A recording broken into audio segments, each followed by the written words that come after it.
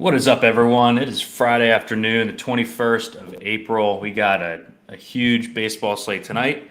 We got some weather issues. We got a bunch of good pitching. How was your week, G Rising? I know yesterday was 420. I partook myself last night. I had some fun. How about you? Yeah, I mean, hey, 420 is always a good time. It's 420 every day in my world, but yeah, it was a good time. But hey, I'm hiding down in the man cave because I think my shtick finally got busted over here in Detroit. I mean, my gambling operation down there at the Lions facility got snuffed out, man. A couple guys got suspended today, so I got shut down. I'm gonna have to start winning more in DFS, guys. Can't take them Lions players' money anymore.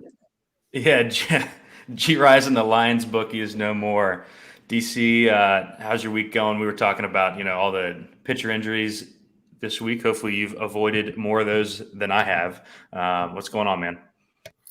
Yeah, there's certainly been a lot of them. I did have DeGrom and Corbin Burns the day they both went down. Seems like DeGrom, I think, is going to make his next start this weekend. Burns may be missing one or two. So I think they avoided the worst of it. We'll see with DeGrom, right? We've seen this story a few times where he exits a game early. They say it's nothing, going to make his next start. And then who knows? Who knows with DeGrom? So we'll see on that. We do have like you said, a pretty interesting slate with all the injuries. It does seem like there are just like fewer aces in general. Obviously, I think part of that has to do with the new rules. It's a tougher pitching environment than we've seen over the last couple of years. And then, some big name pitchers going down. Julio Urias got roughed up by the Cubs earlier today. Drew Smyly almost had a perfect game. I think it was when they took it to the 7th or 8th inning. So kind of a crazy what a shitty way to end it too. His catcher jumped on his back. Yeah, I know. That was pretty funny. Interesting early game there. And pretty good. What is it? 12-game slate, I think, over on DraftKings tonight. So should be a fun one. The two weather games, the Twins and the Guardians, right? So I think the Twins are going to play. It just seems like it's super cold, right? It's like 35 to 40 degrees. But, if they're going to cancel the game, I think they probably would have done it earlier because it's, they knew how cold it was going to be all day. So I do kind of think they're going to play through that one. I don't think there's going to be any meaningful precipitation or anything. And it seems like they would have made that call already if they were going to do it. We'll see on the Twins game. And then the Guardians game, it seems like the forecast has kind of been getting worse all day there. So that one's certainly interesting. 12-game slate, a little bit different than like a 5-gamer, right? We had the Dodgers and Cubs. I know some people jumped off that yesterday, but on a 12-game slate, probably not going to risk it with so many options. Tons of stacks and pitchers are in play today.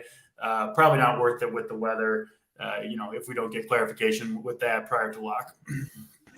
Yeah, I'm with you there on the Cleveland game. They got the whole weekend to get a couple games in. So, let's, we got 12 games. Let's dive right into the pitching first. Like you said, not a ton of top end arms, but we do have a lot of guys priced above 8K. DC, let's start with you. I see at least a dozen pitchers at 8K or higher, highlighted by Shohei Ohtani, who gets the Royals here at home. What do you like up top here? Yeah, starting with Ohtani, he would be – I think he's still going to be, but he definitely would be my number one choice on the slate against the Royals at home, like you mentioned. But I am a little bit worried about the unique circumstances of the start. So he started on Monday, which was, so he's had just the 3 days rest. That game, it was like the Boston Marathon game, right? They play super early on Monday, and then they had a rain delay. And then he ended up pitching I think there's 2 innings and then another rain delay after that. And then he didn't come back out. So now he's pitching on the 3 days rest, which is really abnormal, especially for him, because they normally give him the full 5 days rest, right? He pitches every 6th day, essentially. They obviously must think he's good to go. And I think that's probably the most likely thing. But it is a little bit worrisome for me, considering that he is the highest priced pitcher on the board. They do treat him carefully, obviously. So I don't know, probably reading into it a little bit too much, but I did think it was worth mentioning just given the weird circumstances around Ohtani. So I do have him number one, but I'm a little bit worried about that. Couple guys I think I personally am going to write off in that mid range. I'm not going to go to Hunter Brown, Zach Gallen, George Kirby, Seth Lugo, Bryce Elder here against Houston. I don't love Desclafani enough at 8,100 against the Mets. So that leaves Freddie Peralta, who has kind of had a resurgence this season. He's expensive, 10.2K. Not a perfect matchup against Boston, but I'm not as scared of them outside of Fenway. Aaron Nola, I think, is pretty interesting. He hasn't looked good this year. This is his fifth start. Hasn't scored more than 16.7 DraftKings points in any of those starts, including, the last two against Cincinnati and Miami. Some pretty good matchups. Strikeouts haven't really been there. And, this early in the season with all the new rules, you do kind of wonder some of these pitchers that are struggling if there might be something to it. So interested to hear your guys' take on him. He does get the really good matchup against Colorado. Certainly Vegas, the market, they expect Nola to pitch really well here. Colorado does have a team total below 3, so they certainly don't think Nola is going to continue to struggle. John Gray, the matchup, there's a few teams this year, right? Like Colorado when they're on the road, Oakland, Detroit. Sorry, G Rising, but I'm not super impressed by this Detroit offense. And yeah, Oakland, like I said, John Gray here, he did get knocked out of his last start, I think by a comebacker, but apparently good to go. He looked pretty good, I thought, his first two starts. So I do like him at home against Oakland. And then Tyler Mahle, assuming the Twins game does indeed play, gets a really good matchup against Washington and, frigid conditions in Minnesota. That's just like, if you can just throw strikes when you're pitching in, 37 degrees, like it's just so hard for any team to do damage in that type of weather. The ball doesn't fly. And especially this Washington team, which has looked really bad too. So, yeah, so some good matchups there for Nola, Gray, and Mahle. Obviously, they're not the type of caliber of pitcher that Ohtani is, but they do get better matchups. They're cheaper, and they don't have the kind of one question mark that does just bother me just a little bit with Ohtani coming back on 3 days rest here. So that's kind of my list. Ohtani 1. I think I would rank them Nola 2. Mahle 3 and Gray 4, but I think it's really close between Nola, Gray, and Tyler Mahle there.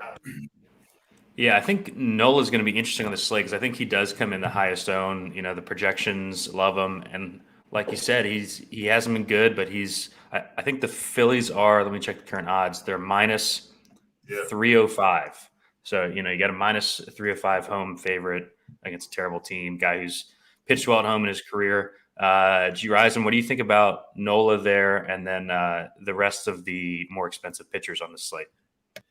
Yeah, just kind of looking at it, like DC was saying, the Ohtani, it threw me off when I saw he was pitching today. I thought, wait a minute, that was already 5 or 6 days. But he had that 2-inning start because they had a rain delay. So they must feel pretty good that was probably like more of a bullpen session for him to get to that point is what I'm assuming. But you look at the guy's numbers, they're great across the board. I think he is obviously SP1.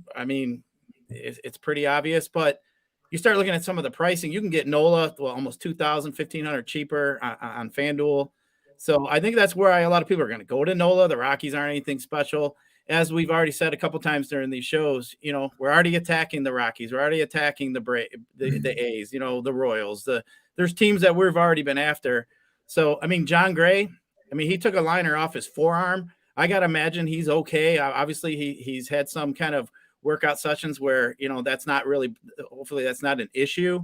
It does worry me a little bit. He actually is probably, as a tournament play, my favorite play today would be John Gray.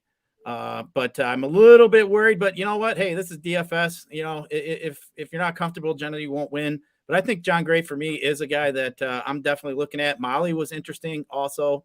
For me, I'm going John Gray probably today. I could use some bats with some of the stacks that I like today. I could use some of that salary where I'm not paying up for Ohtani. But, if I'm playing cash games, I'm jamming Ohtani in. But I don't play cash games. I go for the top. So generally I'm a little bit, it's a little bit scary. But no Ohtani for me in any tournaments. I'm going John Gray.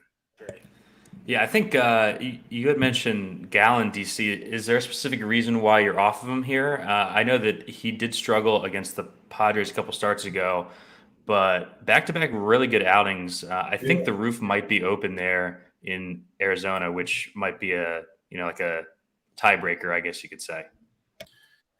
Yeah, I mean, he like you said, he has looked really, really good those first two starts. I think I talked about it before his second to last start where the results weren't good in the first two, but I did watch those two, and I thought he would bounce back, and he certainly has. 30-plus point performance in each of the last two. But he does get this Padres team that he did struggle with in that, start against them 3 starts ago. And I don't know, I guess the Padres team total, obviously they got Tatis back, sitting between 4.5 and 5 for the Padres. It's a high price tag to pay for, a pitcher who generally isn't the highest strikeout guy in the world for a team going up against a team with a really good lineup, right? A lot of really, really good hitters in that Padres lineup. So that's why I'm a little bit lower on Gallen. I assume the field will be as well. Yeah, looking at, our friends over at Sabre, they've got Gallen projected around 5% ownership.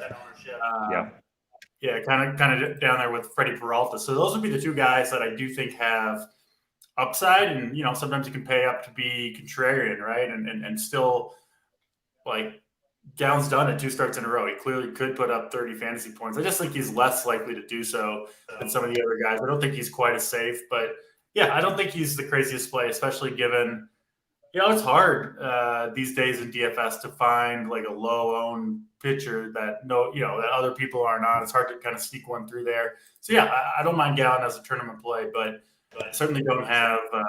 Certainly, I don't think he has the same level of safety as some of the other guys we talked about. Yeah, I mean, I think he's interesting just because Nola's going to be so owned right next to him. Yeah. We kind of saw the same thing earlier this week where everyone was on Strider, and then Kershaw was super low owned at that same price tag and had a great game. I think Gallen's interesting if you're a contrarian type of player, just kind of because where he's priced. I think he, like you said, gets lost in the shuffle there. Obviously not an easy matchup. Hey guys, I got a question for you. For FanDuel, I kind of see Zach Plesac's name being thrown around and kind of popping in some of my optimizer. DC, would you go that low? I don't think I need to go that low to jam in bats, but would you even risk it? No, well, obviously there's a weather issue in Cleveland for one, but even if that game, even if you were confident that game would play it, I just don't love Zach Plesac. Don't love the upside. Is he super cheap? Oh yeah, 6,300 on FanDuel. Yeah. Okay, that's why people are going there. I mean, he does get Miami. So yeah, I don't think it's the craziest thing. I haven't built any FanDuel lineups yet. Assuming you can spend the salary on some big bats, which I'm sure you can on a 12-game slate. Maybe not the craziest thing, but in general, I'm kind of worried about that game being canceled anyway. So probably. Yeah, I think we get a postpone there actually. Yeah. Before we go to the cheap pitchers, go ahead and hit the like button, hit the subscribe. We're hanging out here on a Friday afternoon for y'all. DC, I think that there are some interesting pitchers under this 8K price point on DK. There's certainly a lot of them. Do any of them stand out to you in particular? I've got 2 guys that I'm looking at down there. And typically, like on a slate like this, where there are good expensive options, I talked about the 4 guys above 8K that I like. I kind of want to get as far away from that range as I can, just because it makes your lineup that much more different because you are able to fit in more bats that other people can't get to. So the 2 cheaper guys that I'm looking at, Tyler Wells for the Orioles. I've always been a little bit interested in him, and he's been pretty good through 3 starts here. 11-to-1 K to walk ratio in those 3 starts. Last year, they were really, really careful with him in terms of he would go like 60 to 70 pitches most starts, 4 or 5 innings. Seems like the kid gloves are off a little bit. Last 2 starts, 89 and 85 pitches. Got through 6 and 1. He's got through at least 5 innings in all 3 starts. One of which it only took him 47 pitches to get through. And he gets Detroit. I mean, that's kind of the true selling point there. He's 6,200 on DraftKings. Think he can get through 5 or 6 innings here. It is extremely good hitting conditions in Baltimore, right? Yeah, 82 degrees, some wind out to left field, but it still is that big park with the fences moved back in left field. I think Wells. I think it'll be okay. I think he has a good chance to get you 15 here at 6,200. that may be enough. And then the other guy that I do like a little bit is JP Sears for the A's, which, I think if you just never take an A's pitcher, you'll probably end up doing okay. But I've liked what I've seen from him for the most part. He's another guy that, when I do go kind of dumpster diving, I do like to have a pitcher that can give you potentially 6 innings, which I think Sears can do. I've watched his last couple starts, been reasonably impressed with how he's looked. I don't think he's a super high upside guy, but pitching in Texas, not the worst place to pitch, obviously. And I don't know, this Texas lineup without Corey Seager in there, I'm not that scared of it, to be honest. So I think Sears, another guy that could give you a decent chance at 15. I'm seeing him, I think, really low owned. Yeah. SaberSim has him projected below 1% ownership, which, I always like getting the pitcher with the 0 point when the ownerships come in. So, that ownership, going to give you 90 to 100 pitches, I think. Certainly, they're not going to go to their bullpen. Oakland, they don't have anybody to go to in there. So, Sears will get to pitch kind of as long as he's being effective. Don't really fear this Texas lineup. Pitching environment's okay. Yeah, I don't mind taking a shot on him at 6,100. Yeah, I do like the Wells call. We've seen kind of the mediocre Baltimore rotation guys fare well, especially in the past week. We saw Bradish have a good game. I think even Kramer had a good game too. Yep. So I don't mind that at all. I will mention Lucchesi is making his debut. He's been gone for at least a year and a half for the Mets out in San Francisco. He got up to like 83, 85 pitches in his rehab outing. They've brought him along pretty slowly, and they wanted to make sure that he was full go, and he came back. So he's 5,400 on DK. And the Giants have been just striking out a ton against lefties, 4th highest K rate. So I have some interest in him if you're really going down deep.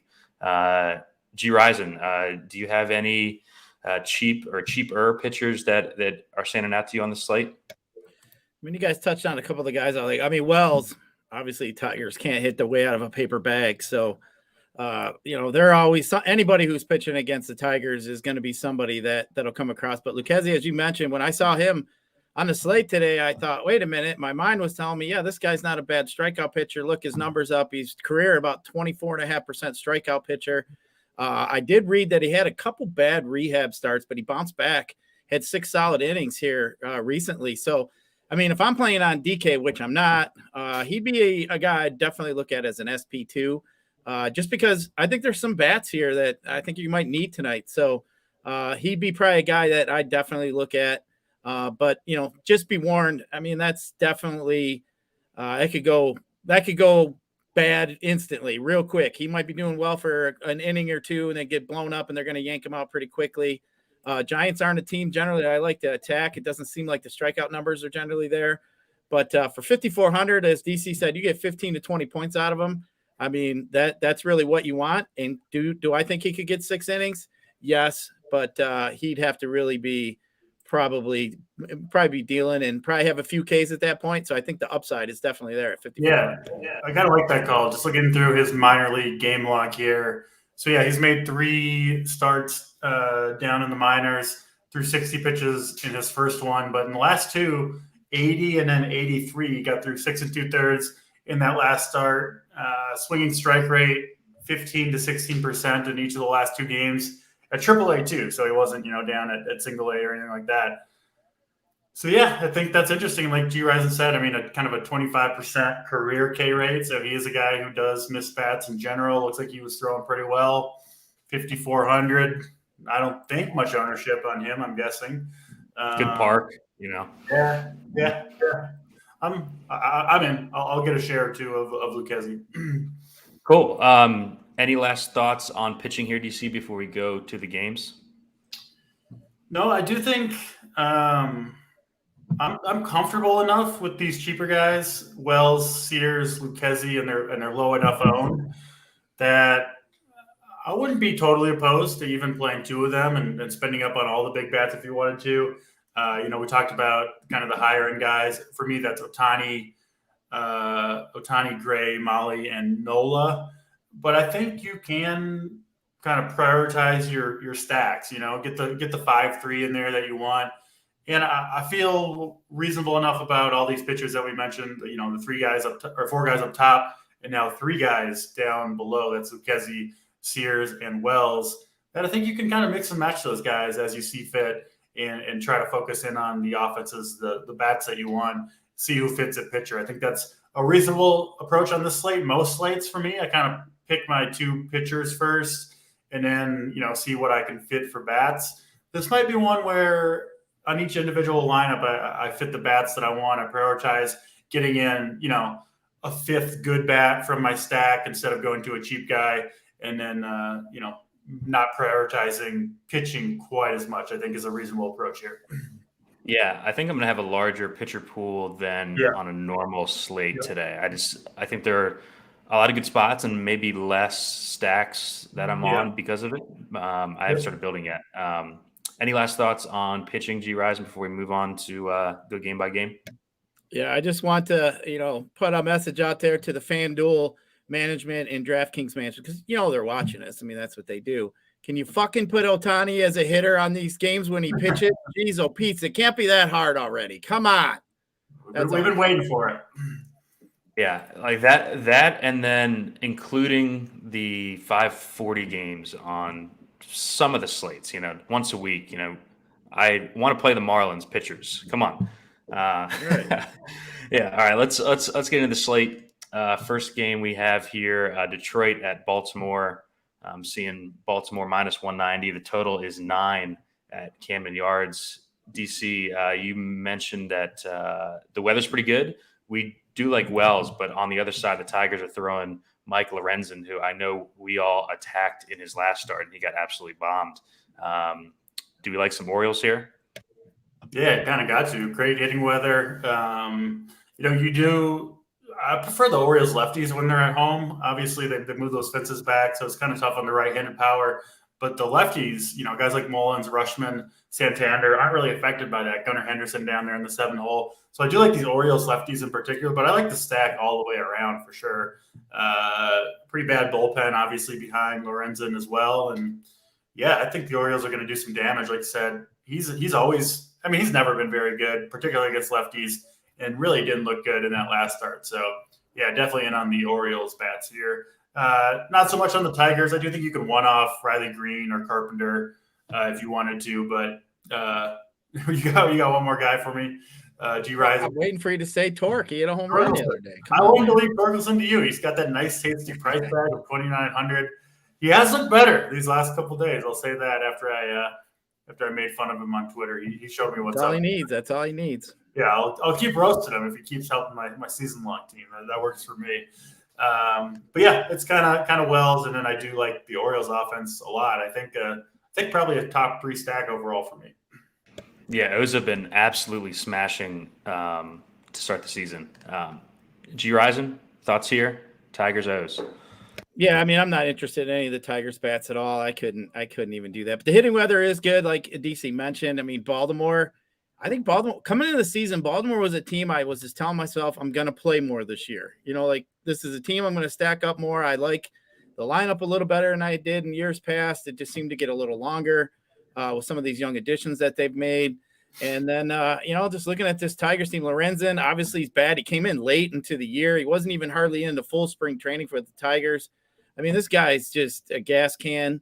To me, I think the Orioles are a stack too that I'm kind of surprised is not getting the ownership. You're just not seeing the ownership that I really think they deserve with the conditions that it is. I think some of the other teams, the Rangers or A's and our Angels and, them kind of teams and Yankees are kind of leading the forefront of that. But I think Baltimore is a team you could stack up fully and expect to see some runs. As Tiger bullpen's already given up 13 homers so far this year, one of the worst bullpens that I definitely like to attack. So they check the box there. So really, I think they're a top 5 stack for me. If I was building 2 or 3 teams, I definitely would have a Orioles stack today. I'm probably just going to play 2 teams today. I'm not sure if the Orioles are going to make my 2 teams, but I'm strongly considering it. I was kind of hoping to narrow that down here tonight. I kind of like that DC's on them as well. And this lineup that they're rolling out there, I mean, it's top notch. I mean, Wells, Rushman, Mountcastle, Santander. I mean, you got Gunnar Henderson hitting 7th, and Yeah. Urias can hit I mean, homers. I mean, the only guy I really don't like is that 9-hole. So, I mean, hey, Orioles got homers all the way up and down that lineup, and they definitely could sting the Tigers. Yeah, I mean, they've been raking, and Gunnar Henderson hasn't even gotten going yet. Right. Really like Santander there in the 4-hole. He just mashes righties. All right, let's move on here. Next game, we got Rockies Phillies in Philly. We got an 8.5 total. Like we mentioned earlier, the Phils are minus 305 on the money line. We'll go to you first, G Risen. Bats here. I know we all like Nola. What about the Phillies bats against Noah Davis? The Phillies let down last night, big time. I think it's a pretty good flop leg spot here. Yeah, I think the Phillies are going to come in as probably one of the higher owned stacks here tonight. Noah Davis is not anything special. Strikeout rates are pretty low. Guy's just been beat up his whole career, really. Look at some of his numbers. I was diving into it, just kind of checking it out. And, I mean, this guy's just been getting beat up. I think really the Phillies, I mean, they're kind of an expensive stack, but that's why I was kind of looking at maybe if you want to go like Yankees Phillies or Angels Phillies, you got to go on that low end, especially if you're playing on DK for SP2. But I mean, this is kind of one of the reasons why I think the Phillies are always in play. I mean, they got guys that can hit 2 homers all the way up and down that lineup, and Trey Turner hasn't even really started going yet. So, I think they're definitely interesting. You got a couple, they're a team too that fills out a stack nice too. So, you get some middle of the infield guys that I like with Stott there in the 1-hole, obviously Turner. So they're a team that's fun to stack. Jake Cave and Alec Baum and Sosa. I mean, Baum's not been too bad, but Cave and Sosa don't really tickle it for me. But I mean, this whole Philly lineup is definitely strong. Yeah, they do get Sosa back today, so at least you don't have to play Josh Harrison there in the 9-hole. Right. DC, we were on the Phillies yesterday. They let down, but this is the kind of lineup that you want a full stack if you are playing those cheap arms. What do you think here? Yeah, they were my number one stack yesterday. Didn't get the job done.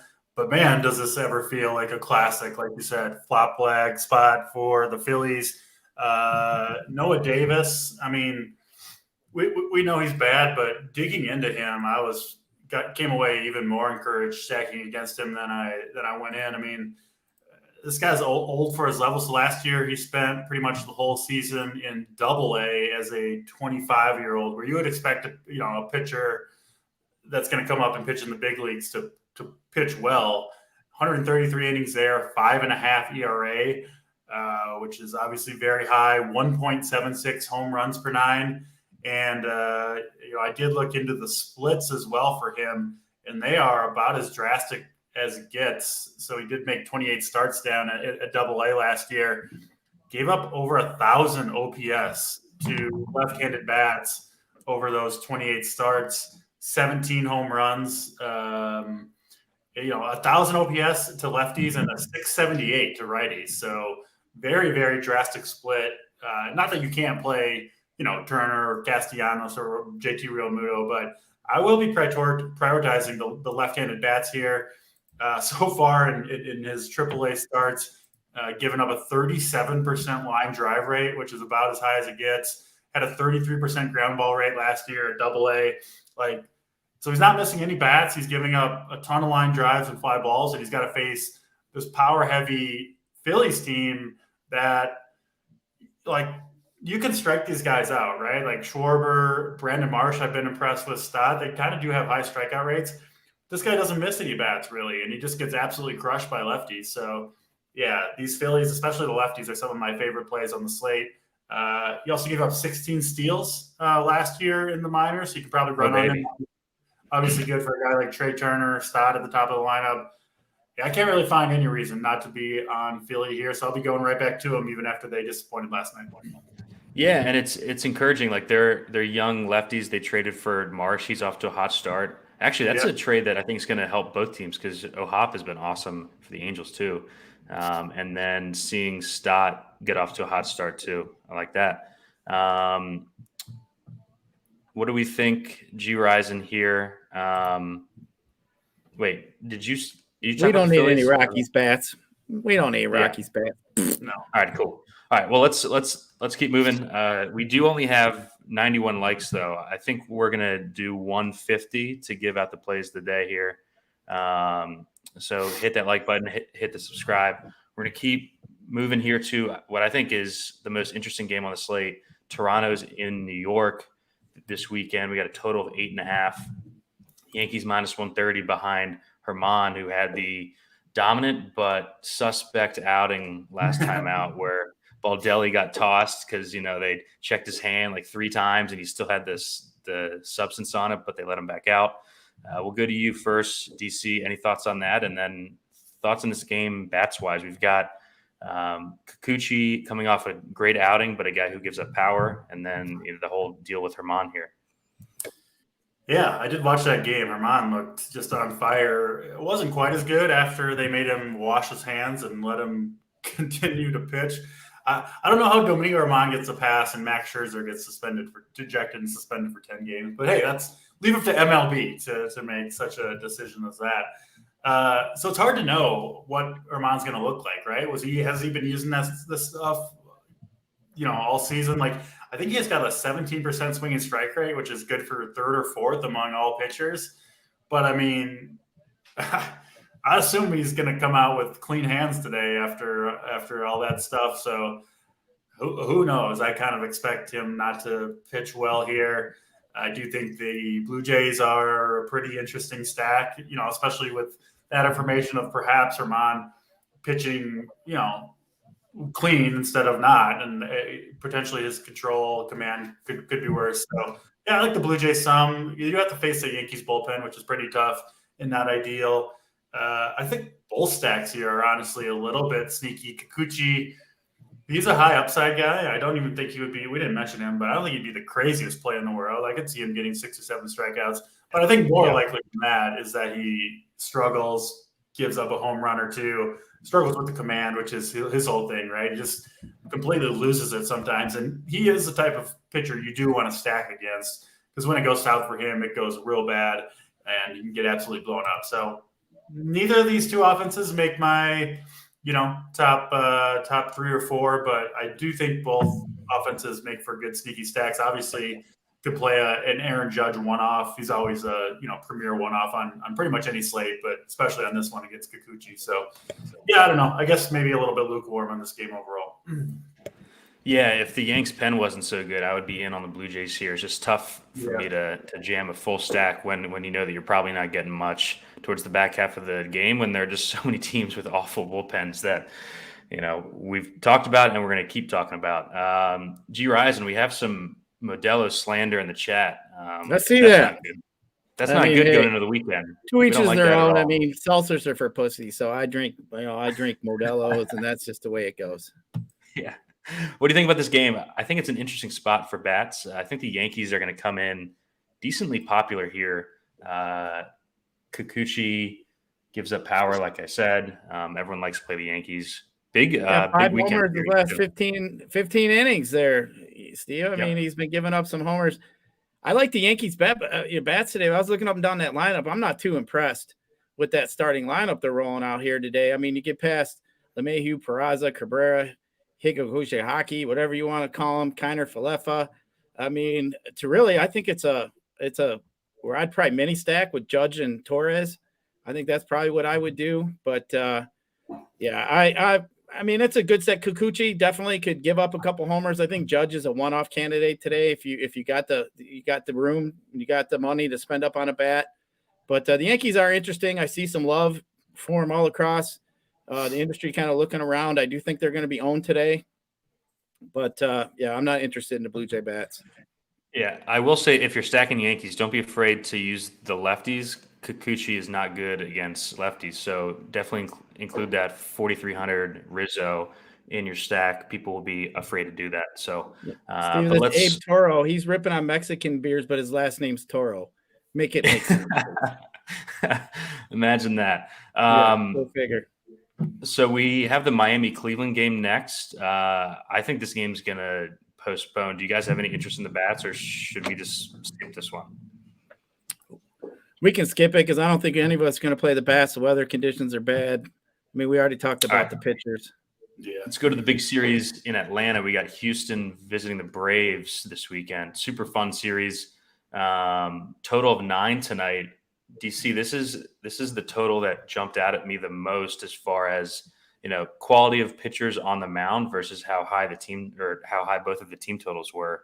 What do you think about this game here? It's Brown against Elder. Yeah, it's hard to know exactly. At least for me, hard to know exactly how good either of these pitchers are. Brown was kind of the big prospect coming up for the Houston Astros. Struggled that first start. I think he was super chalky that kind of first start, let everybody down, came back, pitched well against the Twins. Looking at the underlying metrics for him, I mean, I certainly don't think he's some world-beating ace right now. I don't know, 40th, 50th best starting pitcher in baseball, something like that. Not someone that I think you necessarily need to avoid for an offense like the Braves. 80 degrees in Atlanta, Friday night. I mean, you guys know I got the Braves hat on. I'm a Braves guy. I think it's the best offense in baseball. And I think they're going to do damage tonight against Hunter Brown. He's still a rookie, right? I mean, this is a big spot going into a probably sold out Atlanta Friday night. Like you could absolutely have jitters here. I don't think he's that great anyway, and I don't really think people are going to play the Braves tonight. Just given, I don't know, a total just over 4. I think people definitely have respect for Hunter Brown. This is probably a spot where if I'm going to the Braves, probably with the full stack, right? And just hope that Hunter Brown doesn't quite have it. You're going to get them all, I think, relatively low owned. Nobody's going to want to pay up, $6,500 for Acuna, 50. I mean, they're super expensive, right? Because the Braves guys, they never leave the lineup, so their prices just kind of climb. Obviously, this offense doing a ton of damage overall. And yeah, I kind of expect him to get to Hunter Brown. Obviously, Astros do have a pretty good bullpen, but that comes less into play if you bomb the pitcher early, right? And you get kind of the back end, which I wouldn't be worried about for the Braves offense either. So I like the Braves side of this game better, but I do think you could make a case for the Astros too. I know Bryce Elder has been pretty damn good so far, but really wasn't too much of a prospect. I mean, Schuster and Dodds won the 4, 5, 6 starting jobs over him in the spring. They weren't especially high on Bryce Elder, so I know he's been good so far, but I'm not super impressed with his stuff. I think regression could be coming for Bryce Elder, and certainly this Astros team has the bats to do it. 2 favorites, the lefties here, Alvarez and Tucker, but I think you could full stack, honestly, either one of these teams. I'm more on the Braves side. Wouldn't be surprised if we see some runs in Atlanta tonight.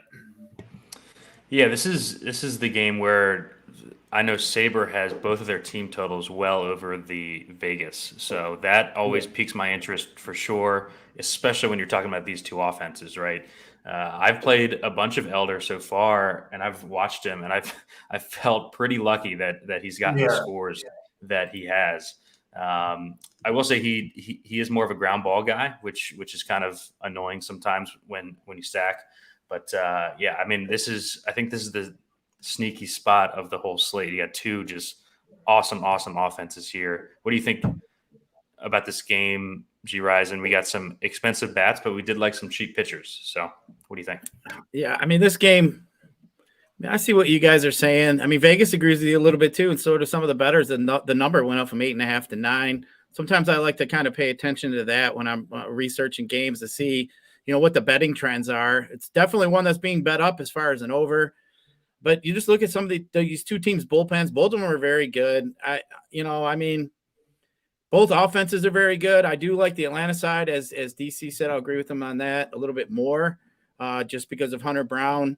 I feel the same way you did, about Elder. I think Hunter Brown, it just seemed like a couple of the game I rostered him a couple times, and it just seemed like I was always feeling as if I, just got lucky in an inning or 2 where he, just got out of an inning that he probably shouldn't have, or somebody made a nice play or whatever else. But Yeah, I mean, it's definitely sneaky. The Vegas bettors are agreeing with you. I'm just not going there. I'm just going to lay. I just think the bullpens are too good. I don't think you see, a blow up spot here where you're going to win a tournament in this game.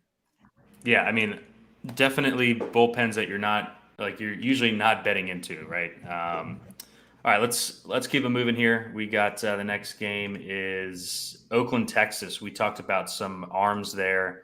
DC's on both the arms. We'll go to you first, G Risings. I think you like the Texas bats here. Despite the loss of Seager, they have been hitting. They played some shitty teams, but I mean they're playing Oakland, so their schedule's been really soft. I know their June is like impossible, but right now they're playing Oakland. We got the roof open. What do you think here?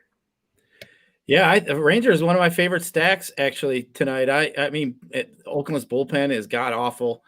We know that, so definitely looking at that. Sears isn't anything I'm fearful of, and to me, I mean the Rangers right now are playing with that like chip on their shoulder, that mojo. I mean, yeah, they lost Seager. That lineup doesn't look as well, but some of these youngsters are hitting. Jung's hitting. I mean, all these guys. Semion's just smashing the ball. I think the Rangers are a really good spot here today. So I'm definitely going to be stacking up the Rangers, but I'm just going after them bullpens. I think you'd be lucky to get 4, maybe 5 out of Sears. If that, he's probably going to give up a few runs, and then I'm going to get half that game with that Atlanta or that A's bullpen that I just think is god awful. So I'm all about it. I just think here the Rangers are in a really good spot. I'm not missing out. Yeah, the Oakland pen has a Sierra that's over a run worse than the 29th, 29th pen. So, yeah, I mean, DC's been on attacking the Oakland pen early. We played some Cubs during this week. I will say that this lineup up and down is extremely cheap. You got El Bombi there hitting cleanup, and you got Semien are expensive, but Grossman's hitting second at 2,700. The entire back half of the lineup is cheap. Jung and Heim are arguably underpriced. So it is an affordable lineup here, DC. I know you were on Sears, but what do you think? Yeah. What do you think? The Sears play is I just think he's a reasonable option for 6,100 is all. It's not, I don't think Sears is someone that you need to avoid. And yeah, I've written about it in my piece up on the site a couple times that this Oakland bullpen is potentially like the worst bullpen ever, I think is in play for them. Just horrible results. Don't miss any bats. And, they're that bad despite getting to pitch in Oakland, which is like one of the better pitchers' parks for half their games. So, yeah, I totally get it with Texas. I like this team too. I think you can kind of go to, like I said, I think Sears is reasonable, but I'm trying to get like 6 innings, 3 earned runs, and 5 strikeouts out of him. And then even if he does that, up 5.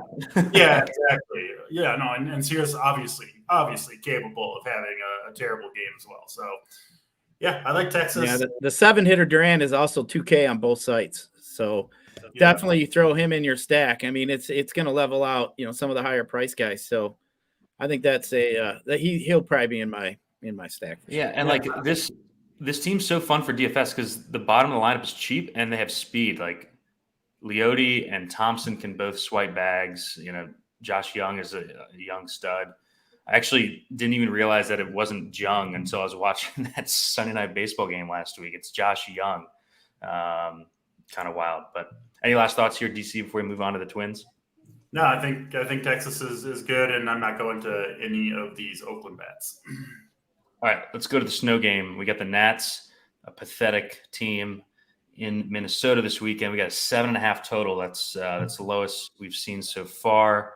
We'll go to you first, DC. We did like Molly here, assuming that they play. I do agree with you that I think they would have banged this game already if they didn't intend on playing it. So I'm assuming no bats here. No. I like Molly quite a bit, but yeah, not playing a hitter in this game, and 37 degrees in Minnesota. No thanks. Yeah, I haven't looked at the weather for the rest of the weekend, but if it does warm up, we'll probably be playing some Twins on Saturday or Sunday against this pitching staff. What do you think there, G. Rising? Any bats here? I mean, I wish it was a little warmer. Trevor Williams sucks against lefties. I wouldn't mind getting, like Kepler and a few other guys in there in this spot. But, the weather sucks. I mean, it's just they're going to hit that ball. And can you imagine how bad that's going to hurt on their hands? I mean, that's not going to be pleasant for any of them guys there. So, yeah, I'm going to skip all these bats. And too many games in this slate to even think about this one. Yeah, tough to play bats in the 7.5 total when we do have some good spots. Let's move on to a Boston Milwaukee. I haven't seen any roof info, so if you guys have it, please drop that in. We got an 8.5 total here. Peralta's minus 170 on the money line. I think the Brewers bats are pretty interesting here. We'll go to you first, G. Risen. What are your thoughts on this game? Yeah, I mean, it's interesting. Both pitchers just scare me. I wouldn't want to really stack up against either of these pitchers. I think this game is maybe more of a one-off game. I mean, Pivetta, he isn't anything really to scare you off, but there's other spots today that I like that I'm just not looking at either one of these guys. But, Boston's interesting. Peralta's one of them guys. If he gets blown up, he's going to get blown up. Boston's been putting up some runs. You could definitely look there if you're MMEing and you want to put in a bunch of teams. I wouldn't be mad at you for playing for the Red Sox, but with my limited teams that I'm going to play today, I'm not going there. But definitely is interesting. I could see somebody with interest in the Red Sox, but I'm just not going to go there. What do you think, DC? I have a bit more interest in Milwaukee than I think G. Risen does. I do like the team total. The prices are good. We've seen Pivetta get pretty wild so far this year and give up bombs. What do you think? Yeah, I don't mind Milwaukee here. I do think I prefer it as one-offs or maybe a mini stack. Specifically, Rowdy Tellez, I think, is a really strong play at 4K. Don't mind Jesse Winker. Bryce Turang, if you need some salary saving, he's 2,100. Has looked okay to start the year down in that 7-hole. You can go to the full stack here too. I don't have a problem with that. I'm not really impressed with the Red Sox bullpen or anything like that. So, yeah, I think Milwaukee, not in my top 3, but certainly if you're playing a bunch of teams, they would absolutely be a stack that I would include in my pool. And I do think this is a good team to pick off some powerful one-offs, try to get a home run or two out of as well. The Red Sox, I'm not going to get there, but like Jurazen said, not the craziest thing to stack against Freddie Peralta. Absolutely nobody was playing Red Sox tonight, I don't think. So you'll be all alone. And Peralta, he can give up home runs. He can get wild. Wouldn't shock me to see Red Sox do some damage. They've got plenty of guys with some power, especially at the top of the lineup for Dugo Devers. You don't even need to go to the full stack. You get, Tristan Casas in the 6-hole, 2,500. I think, interesting game for offense. We know it's a good home run park. And probably goes overlooked, I think, to some degree on both sides of the ball. Yeah, I think the Brewers are an interesting stack if you're trying to double spend a pitcher. We've talked about a bunch of teams that we like if you like the cheap pitchers, but if you want to play an Ohtani Nola or Ohtani Gray or something like that, this Brewers team you can stack up for pretty cheap. The back half of the lineup is 2,100 to 2K and 2,200. With decent hitters with some actual upside. It does suck that they just lost Garrett Mitchell. I actually just got an alert that he's going to have shoulder surgery, so he's probably done for the year. That's a bummer. He's a young up and coming guy there. Let's move on. We got 4 games left. Make sure to hit the like button. We're at 135 likes. I said 150 to get the plays of the day, so you got to get that up if we're going to give those out. Let's move on to the Angels game. We got the Royals in LA this weekend. Ohtani is going to face, I think Clark is going to open, and they're going to go to Yarborough, who's a guy that I know we've liked to pick on in the past. I'm seeing a 9 total here, and Ohtani's minus 280 on the money line. We'll start with you, DC. Angels have just been absolutely crushing left-hand pitching to start the season, and they're going to get the bulk of innings from Yarborough. So what do you think here? Yeah, Angels look good. 80 degrees and 10-mile-per-hour winds out to center field. That certainly benefits Ward and Trout. I think would be the first 2 I would put in if I was stacking this team. Hunter Renfroe not far behind. Obviously can't play Ohtani, unfortunately. But, yeah, I like the Angels. Royals, they do have some good arms in the pen at the back end of it, but yeah, if this game goes the way that Vegas predicts, and like I think it will go with the Angels dominating, you'll never see those relievers anyway. So I could absolutely see the Angels going off here. They are certainly a top 5, maybe top 3 stack for me.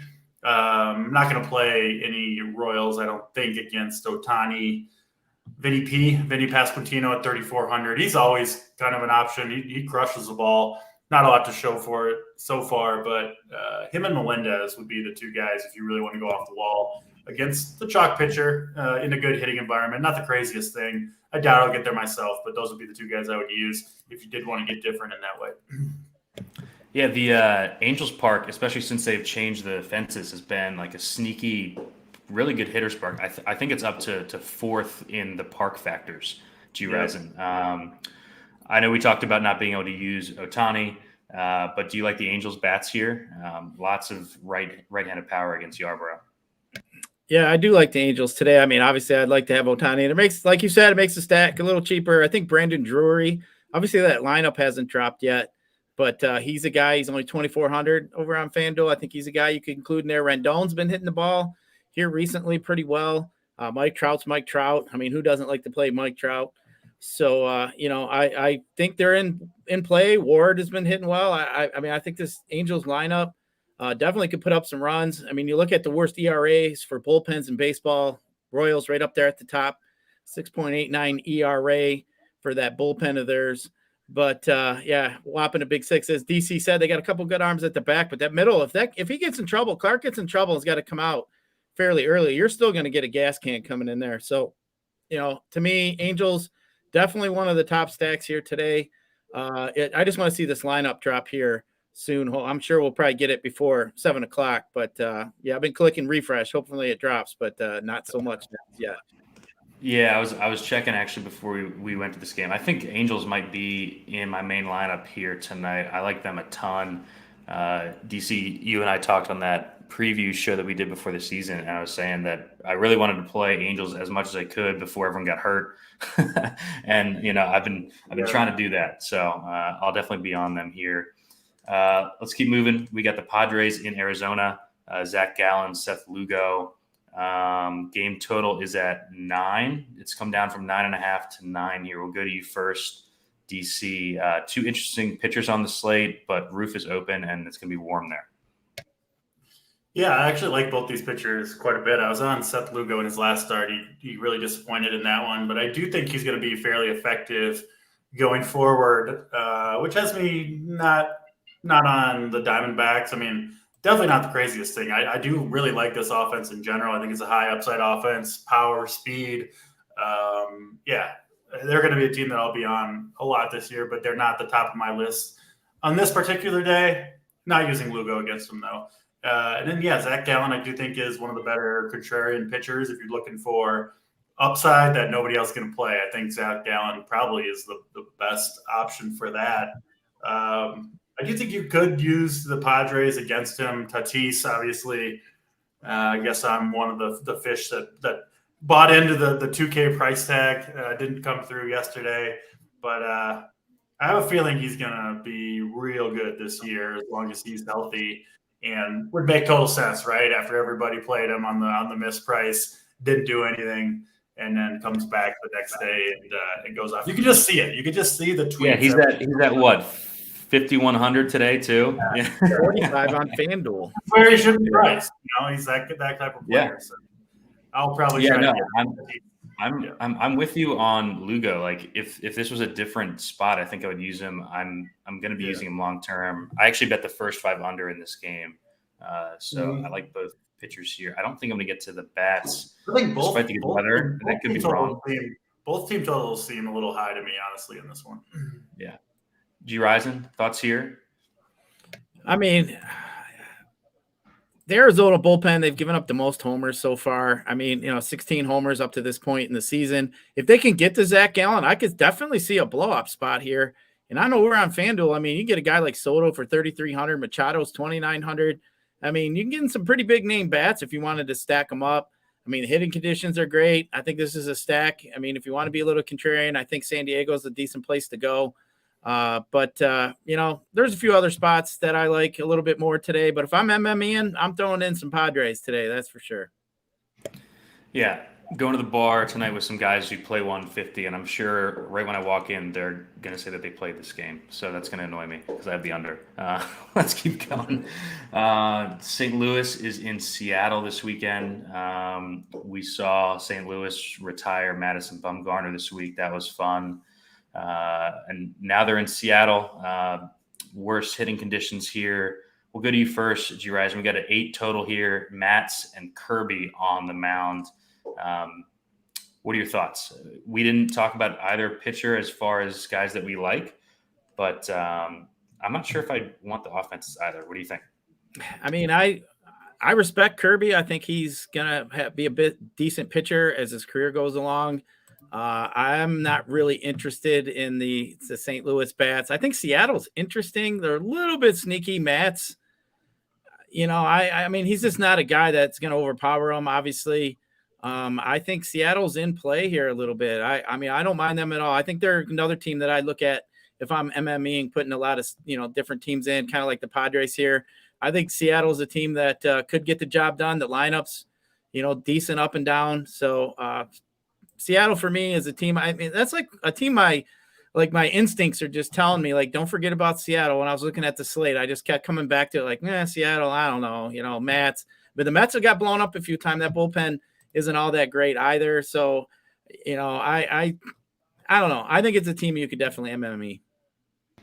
Yeah, and we actually just got the lineup. DC AJ Pollock is back. He's hitting 5th. I will say when I play the Mariners, it's usually against lefties because I feel like all of their bats are power hitting right-handed bats. What do you think about this game here? Yeah, it would be the Mariners side that I'd be more likely to use. Kirby is like one of the premier kind of strike throwing guys in the league, which isn't the type of pitcher I like to stack against, just less likely to get blown up. Yeah, of course you could play a one-off, try to get a home run off him because Nolan Gorman, I think, would be the guy I'd most likely use against Kirby, but honestly not going to get to the Cardinals. Probably not going to play many Mariners either. I know Steven Matz hasn't had the best start to the year. I don't think he's the greatest pitcher, but it is – I know that they've got the retractable roof, but I still think they kind of play in some kind of cold or damp weather a little bit there, even when the roof is closed. So, yeah, I don't love this hitting environment like some of the others. 2 decent pitchers. Probably going to take a pass in this game for the most part. Yeah, probably same here. I think if I played anything, it would be Seattle secondary stack, something like that. Let's go to the last game on the slate. We've got the Mets in San Francisco. We talked about Lucchesi as a cheap pitcher that we like. We got Tony Disco on the other side. We'll go to you first, DC. Any interest in the bats here in San Francisco? Well, you talked me a little bit into Lucchesi. I did make a team or two here while we're on the air with Lucchesi in there. So you'll be getting an invoice from me in the Discord, Steve, at the end of the night when Lucchesi sucks. I'll gladly take it. Yeah. Head stack them. Desclafani, I've been pretty impressed with what I've seen from him so far. I don't think he's walked a guy yet this year. If you look back he was bad last year, kind of beat up, injured, but he was pretty good for the Giants in 2021. I think that's the Desclafani that we have right now. Was definitely not a guy you wanted to stack against 2 years ago. And I like I said, I do think that's the current version of Tony Disco out there. Obviously not a good hitter's park in San Francisco. So yeah, I'm not going to the Mets and, not going against our guy, Joey Lucchesi with the Giants either. So yeah, I'll take the discount Lucchesi, the cheapest viable pitcher on this slate. And listen, you can use the salary savings. I really like the Phillies bats. They're expensive. I like the Braves. They're expensive. Trout, Ward, there are some pretty big bats to spend up on that I do want to get up to if I can. So that savings Lucchesi provides is enticing to me. Probably a little bit too much so, but not on the bats here. Lucchesi will be the guy I have most exposure to in this game. Yeah, we did a bunch of those Friday shows last year, and I feel like we were always on Braves. So got to play some expensive bats tonight for sure. G. Risen, any thoughts on this game? Any interest in any bats here?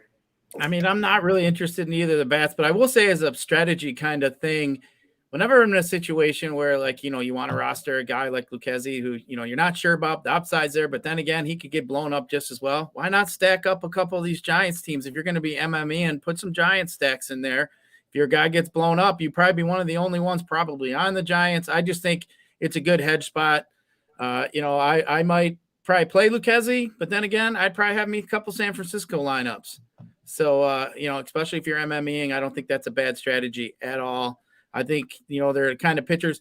It's kind of like Peralta, or you get a couple guys, in similar type situations. Some of these guys just get blown up completely. If they don't have a good bullpen behind them, that's definitely obviously a bonus. But don't be afraid, especially if you're, multi-entering you don't have to. If you're playing a pitcher, it doesn't mean you can't play bats against them. Like I believe that a lot of times when I was MMEing, 50 to 100 lineups, it seemed like those lineups always generally were the ones that seemed to be at the top a lot of times, that the ones that I just never expected. And it was against a pitcher that is fairly chalky or a lot of people are interested in. So don't be afraid to do that, though. Just a little bit of advice. This may not be the perfect situation, but it's definitely something to think about. All right. We got through all the games. We got through the pitching. Let me check the likes. We're at 155. So we're going to give the plays of the day here. We'll go to you first, G. Risen, since you were just talking here. Who do you got as your play of the day? Well, for my play of the day today, I am going to go with Cedric Mullins against our boy Lorenzen there. I'm going to be on the Orioles here today. As we were talking a little bit more, I'm beginning to like that more and more. I think the Orioles are going to move up into my top stacks, and I think Mullins is in a great spot in that leadoff spot here today. Up and smoke. Smoke it up, Smokey. 420. The up and smoke play. DC, what do you got for us? Play of the day. I'm going to Philly. I know they're going to be a popular stack, but they are my favorite team tonight, particularly the left-handed bats. And I will go to Mr. Brandon Marsh, who's impressed me early on. A lot of power, playing with some swagger out there in Philadelphia. And, he's going to launch one off Noah Davis. I think probably in the first inning. All right, I will go with the guy who's hitting right after Cedric Mullins in the lineup, Adley Rutschman for the O's, best catcher in baseball, slugging .550 against right-handed pitching so far this year. And if you pull up what he's done at Camden so far, he's hitting .458 with a 1456 OPS. Loves that park. Shitty bullpen. I think the O's get it done for us today. Also like the Angels. I think my main's going to be O's Angels. But we are going to get out of here. If you are a member, we've got a premium show coming up in 10 minutes. It's going to cover both sports. I think I might hop on that as well since I'm not doing anything. But thanks for hanging out, and thanks for joining us, G. Risen, DC. We'll talk this weekend. And Let's crush. I'm here. Let's crush.